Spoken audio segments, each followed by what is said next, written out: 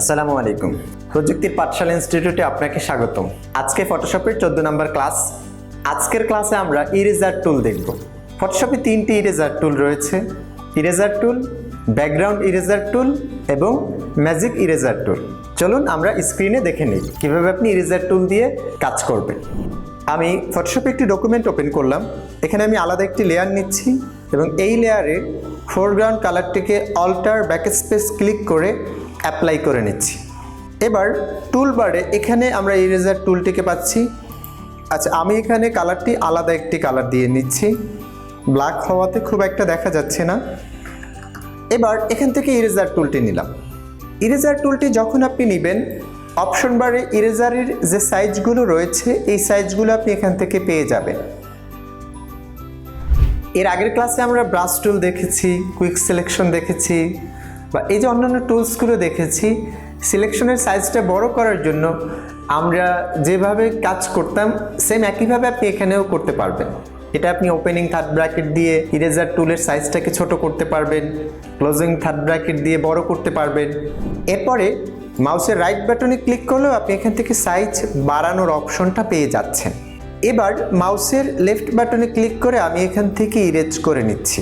দেখেন ব্যাকগ্রাউন্ডে white colour থাকাতে দেখা যাচ্ছে যে এখান থেকে ইরেজ হয়ে যাচ্ছে এবং ব্যাকগ্রাউন্ডের হোয়াইট কালারটা দেখা যাচ্ছে।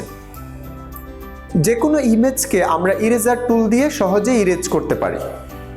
যে কোনো ইমেজকে আমরা ইরেজার টুল ব্যবহার করে ইরেজ করতে পারবো। এখানে একটি বিষয় খেয়াল রাখবেন, ইরেজের সময় ব্যাকগ্রাউন্ডটি যদি লক করা থাকে, এখানে ব্যাকগ্রাউন্ড এখন লক করা আছে, অথবা যে কোনো লেয়ার যদি লক করা থাকে, তখন যদি ইরেজার টুলে কাজ করেন, টুলবারে ব্যাকগ্রাউন্ডের যে কালারটি আছে ওই কালারটি অ্যাপ্লাই হবে। আমি এখানে আলাদা একটি কালার দিয়ে নিচ্ছি, এটা নিয়ে আমি অ্যাপ্লাই করলাম। এখন এখানে দেখেন এটা ব্রাশের মতো কাজ করতেছে, এখানে ইরেজ হচ্ছে না, বরং ব্যাকগ্রাউন্ড কালারটি অ্যাপ্লাই হচ্ছে। সো লেয়ারটিকে এখান থেকে আনলক করলাম, দেন আমরা এখান থেকে ইরেজ করে নিলাম। তো এভাবে করে সহজেই আপনি যে কোনো ইমেজকে ইরেজ করতে পারবেন। ইরেজের ক্ষেত্রে আমরা এটাতে হার্ডনেসটা কমাইয়া 0 করতে পারি, অর্থাৎ সফট করে নিতে পারি। আমি লেয়ারটিকে আনলক করে নিচ্ছি এবং এরপরে অ্যাপ্লাই করলাম, সফটভাবে ইরেজ হচ্ছে। এরপরে আমি এখানে আলাদা একটি লেয়ার নিলাম, যে লেয়ারটিকে নিচে দিয়ে কালার দিচ্ছি। সো উপরের লেয়ারটিকে আমি এখানে ইরেজ করলাম, দেখেন ইরেজ হচ্ছে সফটভাবে। তো যদি প্রয়োজন হয় এখান থেকে হার্ডনেসটা বাড়িয়ে নেবেন, সো আপনি এখানে বাড়িয়ে নিতে পারেন, কোনো অসুবিধা নেই। ইরেজের মুড আমরা সবসময় ব্রাশে রেখে কাজ করি, পেন্সিল অথবা ব্লক যেটা আছে এটাতে কখনো কাজ করা হয় না। কারণ পেন্সিলটাতে গত ক্লাসে আমরা যেটা দেখেছিলাম যে পেন্সিলে আপনি যদি কাজ করেন, পেন্সিলে লাস্টের পিক্সেল যেগুলো এটা ভেঙে যায়, সফটভাবে এটা কাজ করে না। বাট ব্রাশে নিয়ে আপনি কাজ করলে সো এইটাতে কিন্তু সফটভাবে কাজ করবে।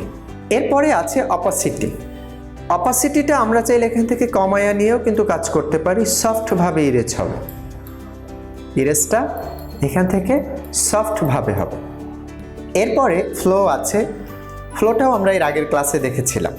সো এই যে অপশনগুলো ছিল এটি কিন্তু আমরা ব্রাশ টুলেই কাজ করতে গিয়ে দেখেছি।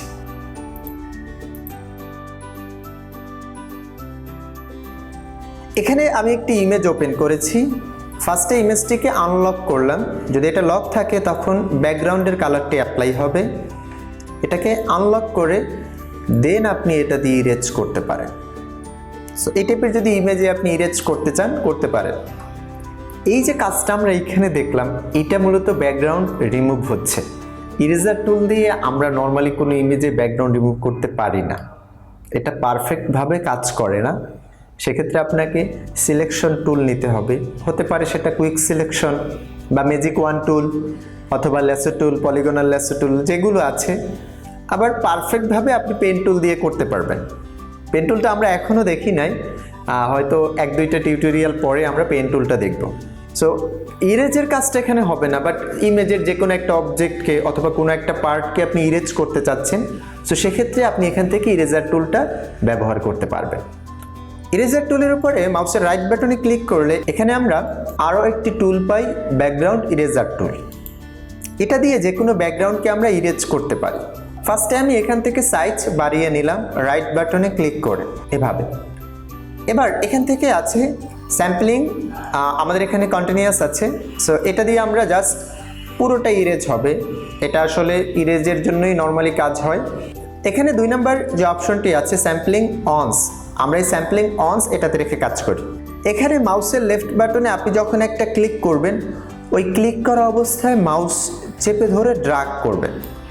আমি সাইজটা আরও বড় করে নিলাম, দেন এখান থেকে ড্রাগ করে এভাবে ইরেজ করে নিচ্ছি।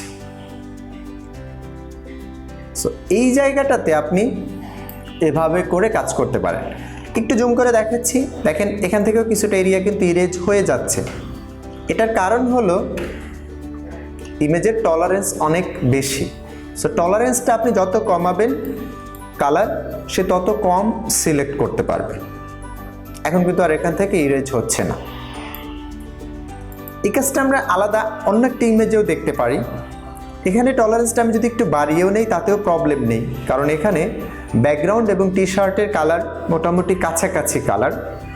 সো এই কালারটা যেটা আছে এইটা কিন্তু আমার এখানে যে সাবজেক্ট আছে এইটার সাথে ব্যাকগ্রাউন্ডটা এখানে যাচ্ছে না, বা ব্যাকগ্রাউন্ড কালারটা এখানে ভিন্ন। তা আমি মাউসের লেফট বাটনে ক্লিক করে, আচ্ছা আমি সাইজটা একটু বড় করে নিচ্ছি। এবার এখান থেকে ইরেজ করে নিলাম। ওকে, দেখেন আমি এটার উপর দিয়ে নিচ্ছি, এটা কিন্তু ইরেজ করতেছে না। এর কারণ হলো আমি ফার্স্টে একটা স্যাম্পল নিয়েছি, ওই স্যাম্পলটাই সে কাজ করবে। জাস্ট আপনি এখানে কি করবেন, মাউসের লেফট বাটনে যখন একটা ক্লিক করছেন, প্লাস যে পয়েন্টটা যেখানে আছে এখান থেকে এখন আপনি ড্রাগ করে নেন। সে যে কালারটাকে সিলেক্ট করেছে, স্যাম্পল হিসেবে নিয়েছে, ওই কালারটাকেই সেই ইমেজ থেকে ইরেজ করবে। 3 নম্বর যে টুলটি আছে ম্যাজিক ইরেজার টুল, ম্যাজিক ইরেজার টুলটি নিলাম। ম্যাজিক ইরেজার টুলটি ম্যাজিকের মতো কাজ করবে। জাস্ট একটা ক্লিক করবেন, সে যেখানে ক্লিক করবেন ওই কালারটা যেখানে পাবে সেখান থেকে সে রিমুভ করে দিবে। খুব সহজেই কিন্তু ম্যাজিক ইরেজারটা দিয়ে আপনি কাজ করতে পারতেছেন। কিন্তু এখানে একটা বিষয় দেখেন, আমি কিন্তু ইমেজ যেটাতে দেখালাম ব্যাকগ্রাউন্ড কালার কিন্তু একটি। যদি একাধিক কালার হয় তখন কিন্তু আপনি ম্যাজিক ইরেজার টুলটি দিয়ে কাজ করতে পারবেন না। সো একটা কালার যখন ব্যাকগ্রাউন্ড হবে তখনই আপনি এটাতে কাজ করতে পারবেন। মাল্টিপল কালার হলে তখন আসলে ব্যাকগ্রাউন্ড ইরেজার টুলটি দিয়ে আপনি কাজ করতে পারবেন না। সো এই 3টি টুল দিয়ে যে কোনো ইমেজকে আপনি ইরেজ করে আপনার ডিজাইনে ইউজ করতে পারবেন। আজকের ভিডিওটি এ পর্যন্তই। পরবর্তী টিউটোরিয়ালে আমরা ফটোশপের অন্য যে কোনো টুলস নিয়ে আমরা কথা বলবো। সে পর্যন্ত ভালো থাকবেন। আল্লাহ হাফেজ।